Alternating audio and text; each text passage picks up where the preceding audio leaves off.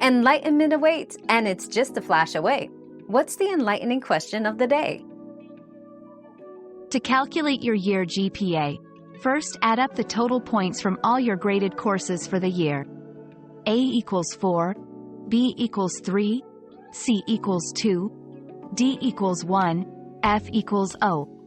Then, divide this total by the number of courses taken. For example, if you took 5 courses with grades A, B, A, C, and B, your total points would be 4 plus 3 plus 4 plus 2 plus 3 equals 16.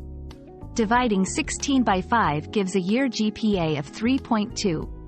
Remember, this is a simplified method. Some schools might weigh courses differently based on credit hours or course level. We've quenched today's curiosity, but there's always more to learn. Keep the curiosity alive by subscribing and joining us for our next adventure.